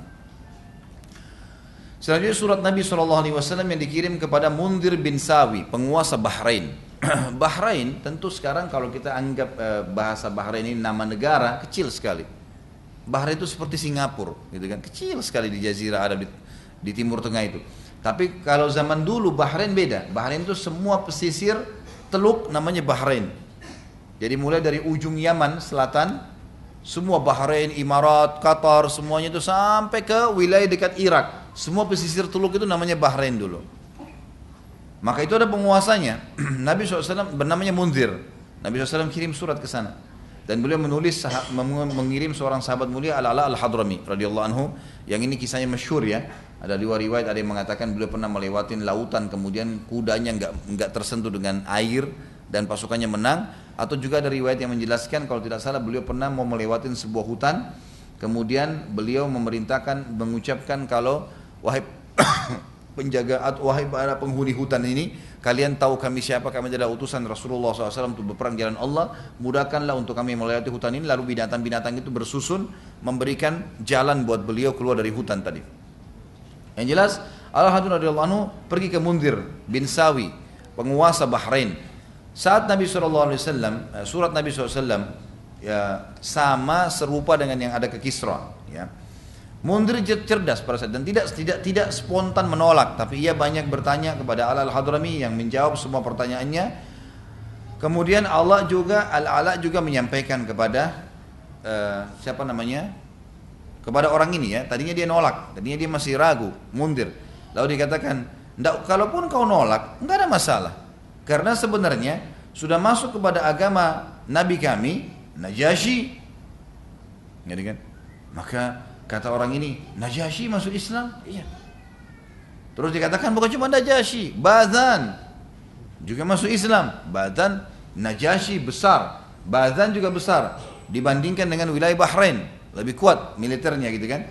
Maka dia bilang Bazan juga masuk Islam. Kata Al-Ala, iya, semua sudah masuk Islam. Dan kalau anda mau silahkan, cek aja sendiri gitu kan. Setelah Munzir menyebarkan berita dan mencari tahu, akhirnya Munzir masuk Islam. Jadi ini seluruh pesisir Teluk sudah masuk Islam. Dan seluruh wilayah masuk Islam. Siapapun di wilayah Mundir yang tidak masuk Islam pada saat itu disuruh bayar jizyah. Dan jizyah diberikan kepada Nabi SAW. Kemudian yang selanjutnya adalah surat Nabi SAW kepada Al-Harith Al-Humairi. Al-Harith Al-Humairi penguasa sebagian wilayah Yaman. Tentu Yaman pada saat itu terbagi dua, sebagian dikuasai oleh Persia, sebagian dikuasai oleh orang ini, namanya Al-Harith Al-Humairi. Maka diutus oleh Nabi SAW ke sana Muhajir bin Umayyah Al-Makhzumi. Muhajir bin Umayyah Makhzumi radhiyallahu anhu kepada Al-Harith Al-Humairi. Ini kebetulan Humairi istilah dari Himyar ya, suku Himyar. Suku Himyar besar sekali, banyak pengikutnya. Saat surat Nabi SAW dibacakan, dia langsung menolak ya, pada saat itu. Dan dia mengusir utusan Nabi SAW untuk pulang. Maka pulanglah orang ini, sahabat Nabi dan menyampaikan kepada Nabi SAW. Selanjutnya surat Nabi SAW kepada Haudah bin Ali Al-Hanafi, ya, penguasa Yamamah. Ya, ini sudah lebih dekat ke wilayah Afrika. Nabi SAW mengutus ke sana Sulaik bin Amr radhiyallahu anhu kepada Haudah bin Ali Al-Hanafi, penguasa Yamamah. Haudah pada saat itu memiliki sekitar 100.000 personil juga. Jadi mereka dianggap punya kekuasaan karena punya 100.000 prajurit perang. Pada saat surat Nabi SAW dibaca, maka Haudah tertarik.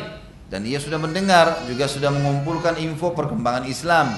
Maka ia berkata kepada Sulaik sebagai respon dari surat Nabi SAW, sampaikan kepada Muhammad kalau aku akan beriman pada risalahnya. Demikian pula seluruh kaumku pasti akan beriman, tetapi dengan syarat setelah Muhammad wafat aku jadi penggantinya. Ya. Penyampainya begitu. Sampaikan itu pesannya. Saya beriman tapi syarat saya kalau Nabi Muhammad mati saya jadi penggantinya, jadi khalifah gitu. Saat berita tersebut tiba di Madinah, Nabi SAW bersabda, semoga Allah melaknatnya. Dia hanya mau beriman karena kekuasaan saja, gitu kan. Maka Nabi SAW lalu berdoa, ya Allah cukupkanlah aku dari keburukan orang ini, maksudnya Haudah tadi. Maka Haudah pun meninggal dunia 3 hari setelah doa Nabi SAW. Gitu. Di sini tentu ada orang memahami, wah kok Nabi tiba-tiba doain keburukan ya. Kita perlu garis bawah satu hal ya. Ayat Al-Quran yang jelas, A'udzubillahi minasyaitonirrajim wa ma yantiqu 'anil hawa in huwa illa wahyun yuha. Nabi SAW itu tidak pernah bicara sesuai dengan hawa nafsunya, tapi sesuai dengan wahyu yang turun, gitu kan? Jadi kenapa Nabi SAW doakan? Ya karena sudah perintah Allah begitu. Karena Allah lebih tahu Haudah ini bukan hanya sekedar bukan hanya sekedar dia bicara sampaikan kepada Muhammad nanti kalau Muhammad mati saya jadi penggantinya, bukan cuma itu. Rupanya dia juga pada saat sudah menerima surat Nabi SAW, dia tiba-tiba nyebarin informasi kemana-mana kalau saya pengganti Muhammad. Jadi belum beriman ini, sudah memberitakan seperti itu, gitu kan? Dan ini bahaya, bisa jadi fitnah. Maka Nabi SAW diperintahkan oleh Allah berdoa, jadi dia berdoa untuk mematikan, ya Allah cukupkanlah aku dari Haudah ini. Maka Allah SWT mematikan dia 3 hari kemudian, sehingga fitnahnya jadi redam. Enggak ada lagi fitnah jadi Allah SWT sudah tahu orang ini memang tidak akan beriman. Selanjutnya surat Nabi SAW kepada Jaifar dan Abdu. Ini keduanya penguasa Oman, wilayah Oman. Nabi SAW mengutus ke sana Amr bin As radhiyallahu anhu. Amr bin As ini dulu dutanya orang Quraisy, gitu kan? Kalau teman-teman masih ingat bagaimana dia diutus oleh Quraisy untuk mendatangi Ethiopia, mengajak Najasyi untuk memberikan atau mengembalikan Ja'far bin Abi Thalib dan teman-temannya radhiyallahu anhu ajma'in. Kemudian Amr bin As akhirnya masuk Islam di tangan Najasyi. Setelah masuk Islam, Nabi SAW utus dia datangi wilayah ini, wilayah Oman, wilayah juga yang cukup luas di Jazirah Arab, gitu kan? Yang pada saat itu memang terpecah-pecah Jazirah Arab ini. Amr bin As mendatangi Jaifar dan Abd, kedua anak Al-Julandi, namanya ayahnya Al-Julandi. Waktu ayahnya meninggal, keduanya berkuasa. Dua-duanya menjadi raja. Mereka saling berganti waktu, sehari Jaifar dan sehari Abdu yang memimpin. Amr bin As lalu tahu bagaimana cara menghadapi orang-orang karena dia pernah diutus, gitu kan. Kalau teman-teman masih ingat, saya reviewkan dulu waktu dia pertama datang ke Ethiopia, waktu dia ingin meminta agar Ja'far radhiyallahu anhu bin Abi Thalib dan para sahabat dipulangkan ke Madinah, ke Mekah. Dia tidak langsung datang ke Najasyi lalu kemudian meminta untuk menerima permintaannya, tidak. Tapi dia tak cari tahu dulu Najasyi ini bagaimana orangnya, siapa orang-orang di sekitarnya, hadiah apa yang mereka suka, gitu kan. Kemudian dia sempat memberikan waktu itu baju musim dingin dari kulit hewan. Waktu itu sangat disukai, kalau masih ingat kisahnya waktu itu ya. Tapi saya tahu pasti antum lupa lah gitu. Kembali nanti. Yang jelas pada saat itu Amr bin As menggunakan strategi itu dan sekarang dia ulangi strategi yang sama. Dia nggak langsung datangi Jaifar dan Abd. Dia coba keliling-keliling, dia cari informasi, dia nginep berapa hari di Oman gitu kan. Lalu mencari tahu informasi tentang keduanya sampai sudah lengkap termasuk hadiah apa yang mereka suka. Barulah Amr bin As menanyakan kepada masyarakat sekitar itu, siapa di antara dua raja kalian ini yang paling lembut, yang kira-kira bisa menerima? Kata mereka Abdu, ya, si adik, kakaknya Jaifar namanya. Maka Amr bin As menunggu hari di mana Abdu memimpin, karena sehari-sehari kan. Datanglah Amr bin As ke istana. Kemudian Amr bin As membacakan surat, memberikan hadiah dulu, kemudian membacakan surat, gitu kan. Abdu sempat marah waktu itu. Dia mengatakan kepada Amr, berani benar dia mengancam kerajaanku. Apa yang bisa dia lakukan untuk mengalahkan kekuasaanku? Dia belum dengar nih Nabi ini siapa, dia belum tahu kedudukannya, belum dengar banyak hal. Amr bin As sangat cerdas, dia mengatakan, ia tahu bahwa bagaimana menghadapi Abdu ini, orang yang sudah merasa sombong dengan kekuasaannya, ada caranya menghadapinya. Maka Amr mengatakan, bila surat ini tidak bermanfaat buat anda, nggak masalah, karena sudah masuk dalam kerajaan Nabi kami, raja-raja dunia. Kata Abdu, siapa raja dunia? Gitu kan. Kata Amr bin As, yang dia tahu yang paling disegani oleh Abd. Waktu itu Abd sangat, karena dia dekat dengan Afrika, wilayah dekat sekitar Afrika, maka dia tahu Najasyi. Najasyi sudah masuk Islam, gitu kan. Abdu kaget, Najasyi masuk Islam. Kata Amr, iya. Silakan cek, suruh kirim orang ke sana, cek sendiri.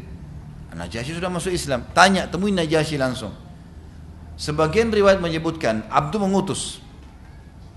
Abdu langsung memanggil orang, suruh segera ke Najasyi. Amr bin As ditahan beberapa hari di situ, nunggu informasinya datang.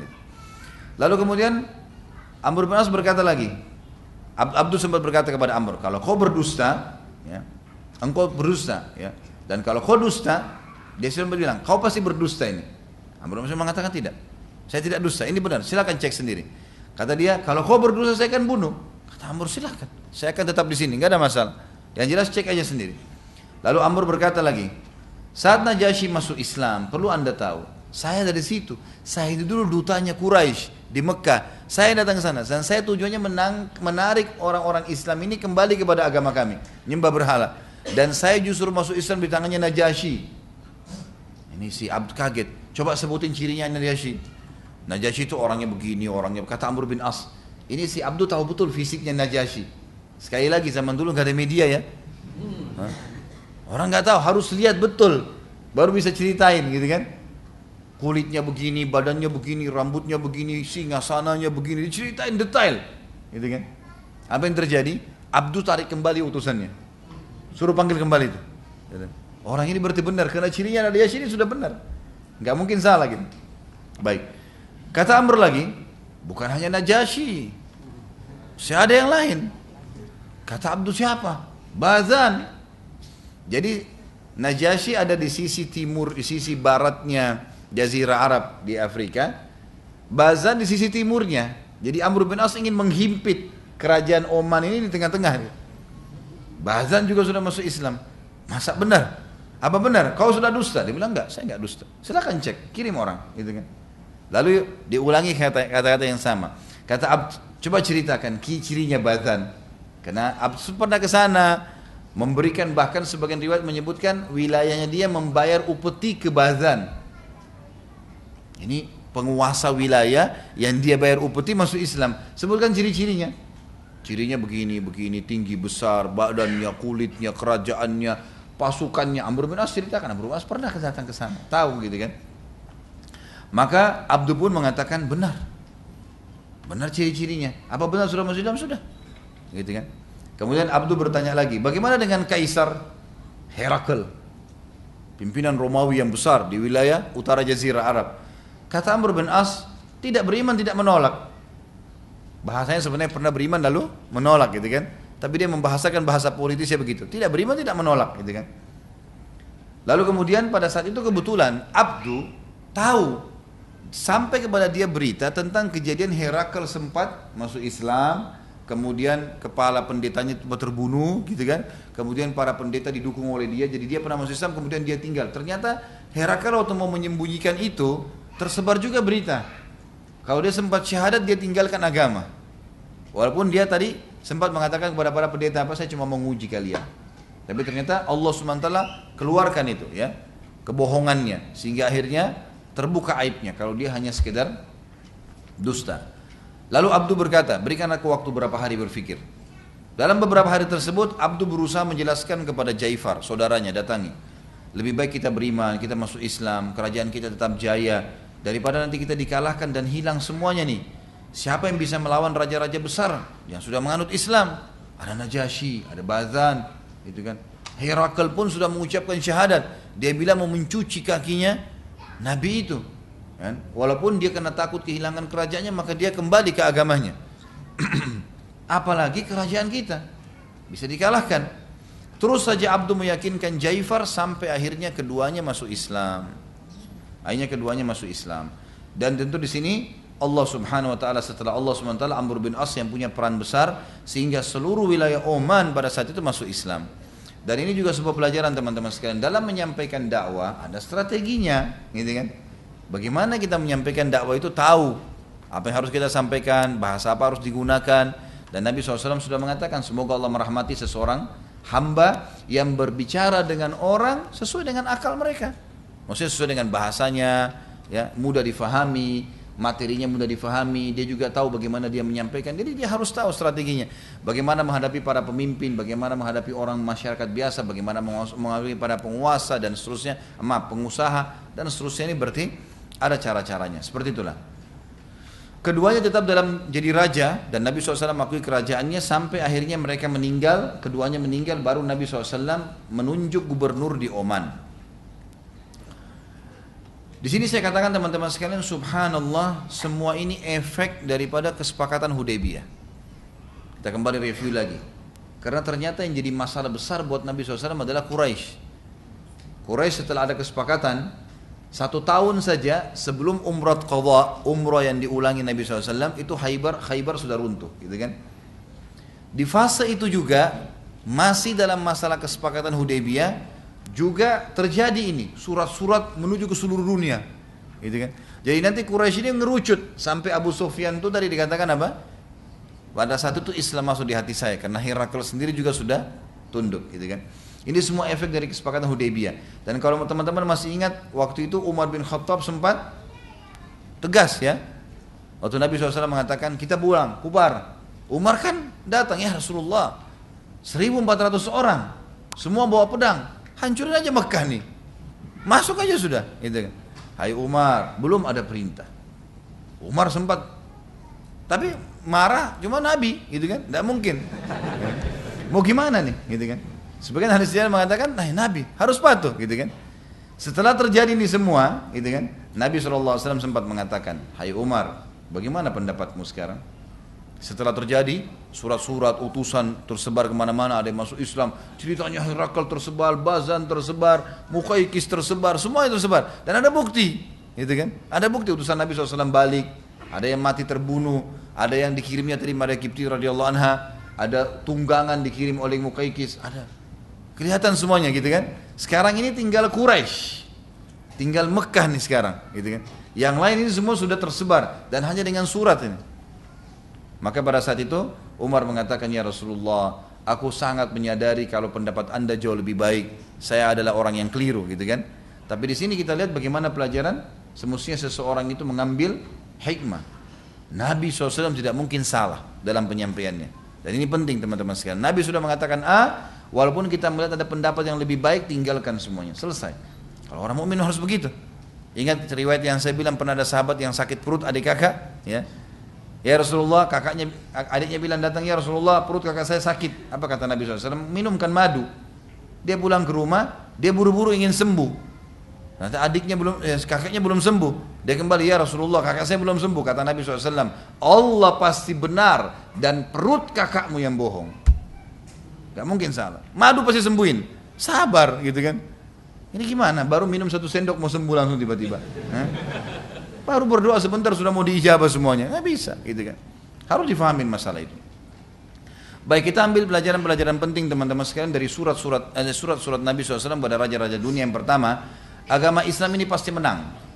Walaupun tidak ada yang meyakininya, karena agama ini dari Sang Pencipta. Kalau ada orang pun yang menolak, tetap aja agama ini akan nyebar. Dan Allah akan utus orang-orang yang beriman padanya. Allah nggak butuh sama kita teman-teman sekalian. Kita yang butuh dengan Allah. Bila anda tidak beriman dan mengamalkannya, maka Sang Pencipta akan mendatangkan dan menciptakan makhluknya yang akan beriman dan mengamalkan syariatnya. Maka beruntunglah orang yang beriman. Seperti kita sekarang, alhamdulillah kita lakukan dengan pertahankan sampai mati demi Allah masuk surga nih. Udah janji Allah, nggak boleh kita ragu.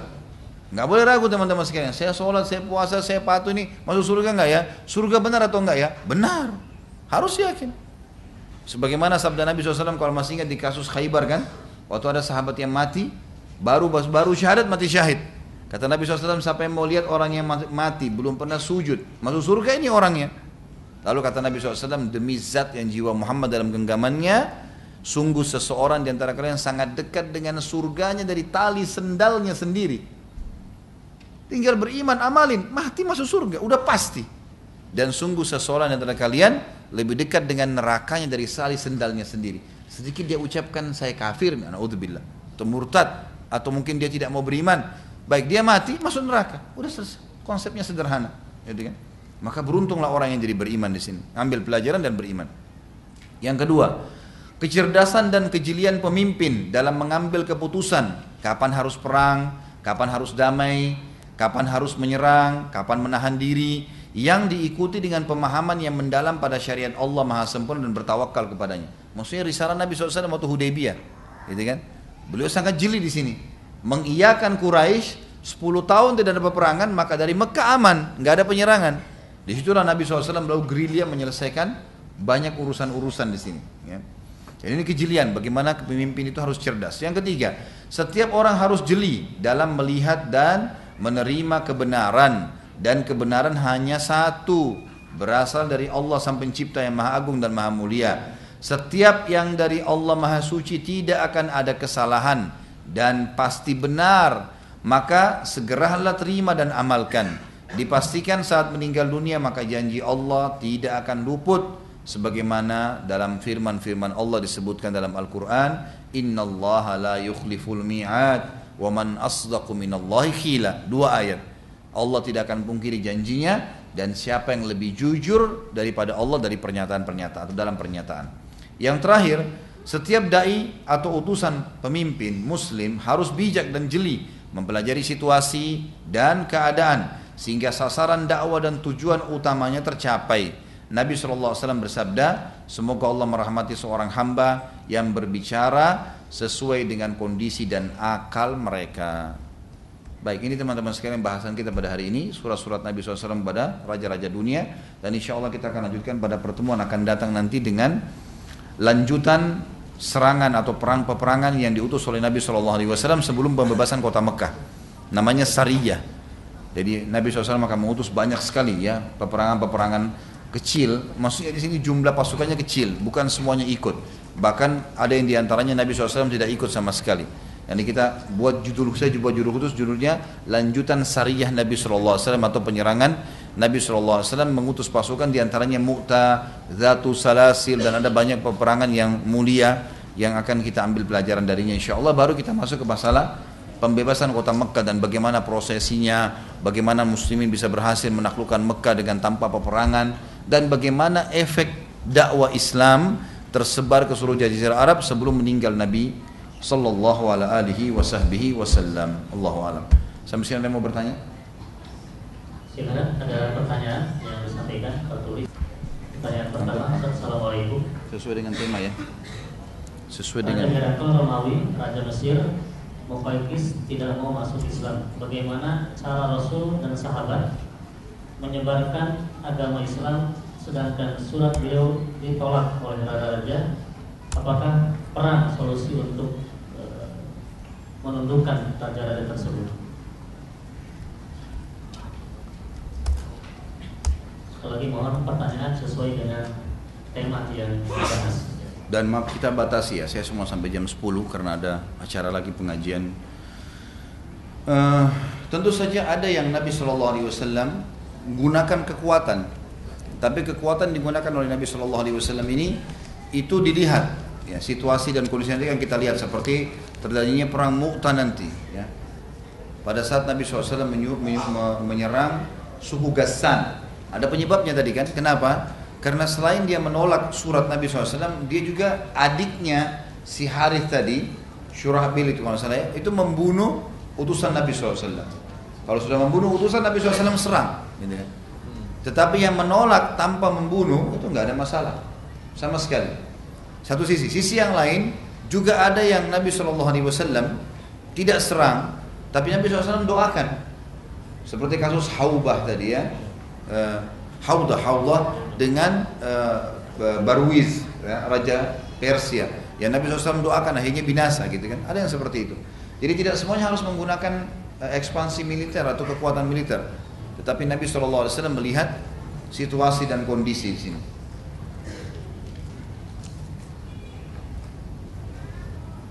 Pertanyaan berikutnya, Ustaz, apa saja tanda kenabian Nabi Muhammad SAW yang tertera pada kitab Injil?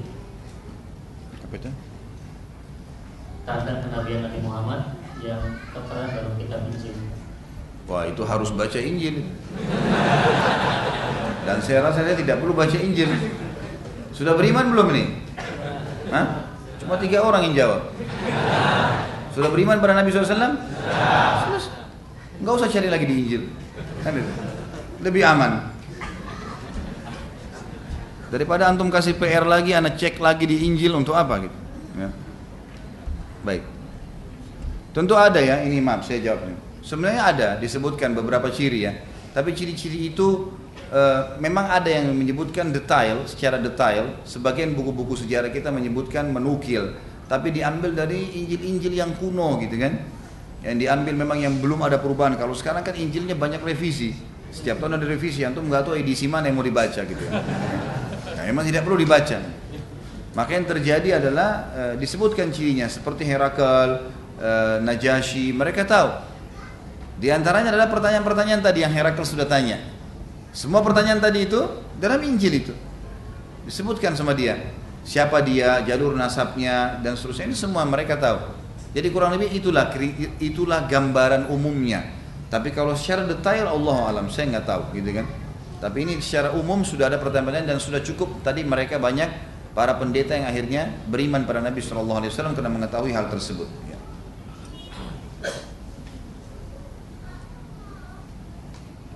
Ada pertanyaan berikutnya? Ada pertanyaan ini di luar tema yang Tadi ada satu yang di bawah ini. Herakl sebenarnya mengakui Nabi SAW, namun kemudian murtad.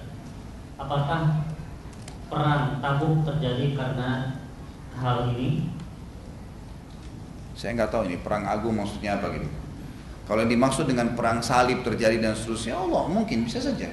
Dan memang sekarang semua orang wajib beriman karena agama cuma satu, beriman pada risalah Nabi Muhammad SAW. Ini tidak boleh ditolak. Sebetulnya tidak boleh ditolak. Makanya ada peperangan dalam Islam pernah saya jelaskan. Ada sifatnya peperangan itu mempertahankan diri kalau lagi diserang. Ada juga sifatnya memang kita membawa dakwah. Seperti Nabi SAW menyerang Khaybar, menyerang Mekah, ya. Itu juga disampaikan oleh Nabi SAW. Dan caranya adalah tawarkan Islam dulu. Kalau mereka nolak maka mereka harus membayar upeti. Kalau mereka nolak jadi peperangan. Memang ada itu. Jadi memang Islam disebarkan dengan beragam macam cara. Ada dengan tadi Nabi SAW dakwahi, disampaikan baik-baik, mereka masuk Islam.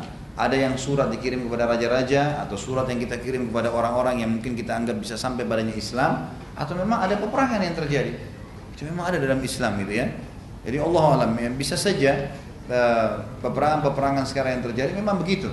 Dan saya lihat ada satu poin di sini. Kita di zaman sekarang ini umat Islam kehilangan poin itu. Mereka tidak berusaha menawarkan Islam dengan adanya militer. Bukan bila kita pakai kepaksaan, tidak. Karena Islam pun kalau mengutus pasukan, nawarkan Islam, mereka nolak bayar upeti, mereka nolak maka mereka diperangi. Dan peperangan pun ini hanya untuk membuat wilayah itu dibuka. dalam Islam dan menerapkan hukum Islam. Selebihnya awalnya tawarkan Islam, kalau nolak jizyah, kalau nolak mereka akan diperangi. Kalau mereka sudah ditaklukkan, maka hukum yang berlaku adalah la ikraha fid din. Enggak ada paksaan dalam Islam. Makanya Umar bin Khattab pada saat menembus Palestina di masa kejayaan beliau, akhirnya kunci Masjid Aqsa diberikan langsung di tangannya oleh pendeta pada saat itu. Pendeta itu pun tidak masuk Islam dan dibiarkan oleh Umar bin Khattab. Ada beberapa gereja di sana dibiarkan. Ada sampai sekarang gereja itu masih masa peninggalan di zaman penaklukan Umar bin Khattab, gitu kan? Saya di Palestina beberapa waktu lalu, waktu memimpin umrah dan itu plus Aqsa, saya lihat sendiri ada banyak gereja memang peninggalan, gitu kan? Memang itu sudah lama dan itu tidak diganggu oleh Umar bin Khattab, gitu kan? Radhiyallahu anhu. Beliau ambil Masjid Aqsa, beliau terapkan hukum Islam, selebihnya orang terserah. La ikraha, tidak ada paksaan. Kita nggak ada dalam Islam setelah menang taruh pedang di lehernya orang, kamu harus masuk Islam, kalau enggak kami bunuh, nggak ada. Gak ada sama sekali.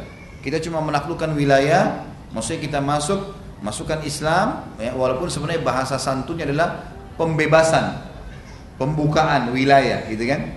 Tapi kalau kita bahasakan juga takluk, tidak ada salahnya. Karena memang kita datang menaklukkan wilayah, kita datang, dan takluk tidak selamanya harus dengan kekuatan, dengan peperangan. Karena dalam Islam juga ada menembus dengan peperangan, ada menembus dengan negosiasi, gitu kan. Pada saat mereka mau damai ya sudah, tidak jadi penyerangan misalnya. Jadi seperti itulah, Allahu a'lam. Ini yang saya tahu. Jadi kalau memang itu yang dianggap perang agung, atau saya nggak ngerti yang dimaksud dengan pertanyaan di sini. Tapi kalau penyebab terjadi peperangan memang wajar, gitu kan. Kalau memang mereka nolak, kita tahu nanti di perang Mu'tah seperti itu nanti kita akan bahas. Ada Dhatus Salasil, ya, ada banyak peperangan, termasuk perang Nabi SAW ke Tabuk, wilayah Romawi pada saat itu, yang orang-orang Romawi tidak berani menemui Nabi SAW dan dianggap kemenangan bagi kaum muslimin dan seterusnya. Tadi perang Tabuk yang tanya, penyebab perang Tabuk. Baik. Oh, ya, baik. Pertanyaan terakhir yang mirip dengan tema ini sepertinya. Ustaz, kiamat tidak akan terjadi sehingga kalian memerangi satu kaum yang bermata sipit dan hidung pesek. Ini termaktub dalam hadis Bukhari dan Muslim dari Abu Hurairah radhiyallahu anhu. Apakah benar atau bagaimana penafsiran dari hadis ini?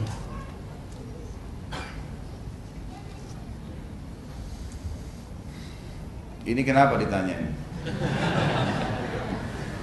Apa sebab nih? Mau cari-cari mata sipit di sini? Jangan salah paham ini ya, jangan salah paham. Jadi ini multi tafsir dalam hadis, ya. Ada yang menyebutkan kalau itu adalah yang dimaksud Ya'juj Ma'juj. Karena ciri mereka memang disebutkan dalam hadis, matanya sipit, tapi bagian kelopak matanya lebar, gitu kan? Dan mereka memiliki ciri khas. Karena kalau kita lihat ke mereka, tentu kita Allahu alam sampai di zaman itu atau tidak, tapi yang jelas kalau kita lihat mereka, kita bisa tahu oh ini bukan manusia biasa seperti kita. Mereka berbeda, gitu kan? Ada ciri-cirinya disebutkan, dan mereka pun bisa tahu. Kita nggak bisa menyerupai mereka. Makanya dalam hadis sahih disebutkan mereka akan membunuh siapapun selain jenis mereka. Padahal mereka juga dari anak Adam, dari anak Adam. Itu pendapat dan ini yang lebih kuat sebenarnya. Lalu bagaimana kita bisa mengatakan kalau kita memerangi mereka?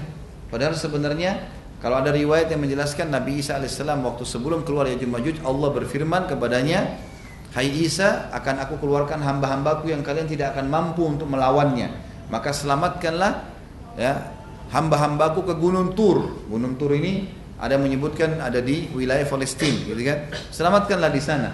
Ya. Maka pergilah Isa alaihissalam dan memang tidak dilawan pada saat itu. Cuman sebagian ulama mengatakan dia ada riwayat juga yang menjelaskan mereka akan membunuh manusia-manusia yang ditemui, berarti ada perlawanan yang terjadi. Itu pendapat, ya. Pendapat lain mengatakan kemungkinan memang ada terjadi peperangan, ya yang disebutkan seperti dalam hadis. Allahu a'lam, gitu kan. Siapa mereka? Apakah ini bangsa Cina atau bukan? Kita nggak tahu. Allahu a'lam, kita nggak tahu di situ. Yang jelas setiap kali terjadi sesuatu, kita kalau sudah terjadi kita sesuaikan dengan hadis. Tapi kalau kita tebak-tebak sekarang nggak bisa, karena nggak terjadi kan. Gitu. Seperti banyak orang menebak-nebak nanti kiamat akan terjadi sekian tahun lagi, aja semuanya gagal, gitu kan? Karena menebak, kalau sudah terjadi, ada tanda-tanda yang Nabi SAW sudah sampaikan, kita lihat, oh ini berarti yang Nabi sampaikan. Seperti itulah contoh misalnya terjadi waktu Umar bin Khattab radhiyallahu anhu dengan pasukannya masuk ke Palestina. Begitu mereka masuk dan melihat Baitul Maqdis, mereka bertakbir semua, Allahu Akbar. Ini yang dijanjikan oleh Nabi SAW. Jadi setelah lihat baru mereka bilang, padahal tadinya mereka sudah berusaha datang ekspansi Islam ke sana, ya kan, untuk menambah, untuk memasukkan wilayah itu wilayah Islam. Tapi mereka belum memastikan. Sama dengan kasus pada saat segelintir dari sahabat Nabi, sebagian riwayat menyebutkan cuma 12 orang tiba di depan pekarangan istananya Kisra, ya, yang dikenal dengan Istana Putih, mewah sekali.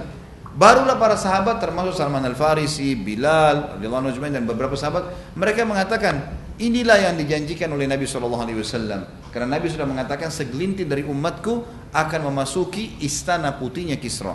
Tapi mereka setelah depan situ lihat baru mereka pastikan. Seperti itulah.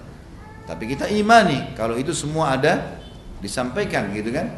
Tapi semua ini kita tidak boleh memastikannya kecuali sudah kelihatan. Kalau menebak-nebak itu nggak bisa. Akhirnya banyak kekeliruan yang terjadi, gitu kan.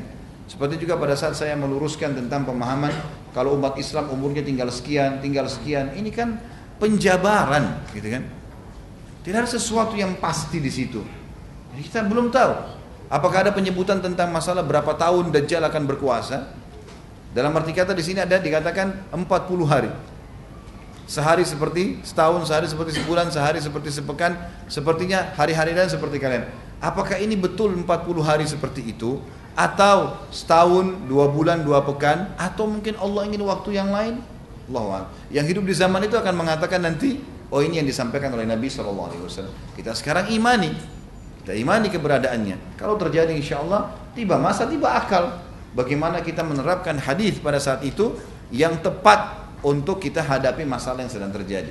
Allahu a'lam. Para sahabat pun mereka tidak tahu kalau pada saat terjadi fitnah di antara mereka, ternyata ini yang dimaksud. Ya, kan? Mereka sudah dengar pada saat itu kejadian-kejadian. Umar bin Khattab pernah bertanya kepada sahabat-sahabat Nabi, Hudzaifah bin Yaman dan sahabat-sahabat Nabi yang lain yang dikenal memang mengetahui banyak hadis tentang fitnah. Maka Umar bin Khattab mengatakan, apa yang kau ketahui tentang fitnah? Apa ada hubungannya dengan saya? Kata beliau, tentu saja ada hubungan dengan anda. Tidak usah anda khawatir, karena anda adalah pintunya. Orang-orang di sebelahnya Umar nggak ngerti. Umar menanyakan, pintu itu akan dibuka atau dipecah, dirusak? Kata Hudzaifah, tentu dipecah, dirusak, gitu kan? Kata Umar, kalau begitu susah lagi untuk ditutup. Dan Umar sudah tahu kalau itu maksudnya adalah anda akan dibunuh nantinya. Tapi Umar imani, Umar tidak tahu siapa yang akan bunuh. Umar imani. Begitu Umar ditusuk baru Umar mengatakan sudah terbuka lah, sudah terpecahlah pintu itu. Seperti itulah Allah alam. Ya mungkin seperti itu kita sampaikan. Baiklah teman-teman sekalian, kita berdoa kepada Allah yang Maha Mulia dan Maha Tinggi. Semoga apa yang kita bahas hari ini bermanfaat buat kita, dan semoga saja semua amal yang pernah kita kerjakan dan yang akan kita kerjakan ke depannya semuanya diterima dengan kemahamurahannya, dan semoga saja semua dosa yang pernah kita kerjakan sekecil sampai sebesar apapun, baik yang sudah berlalu ataupun yang akan datang juga dimaafkan dengan kemahamurahannya. Dan kita berdoa kepada Sang Pencipta Allah agar menyatukan kita semua di surga firdausnya tanpa hisab, sebagaimana yang satukan kita di majelis ilmu yang mulia ini.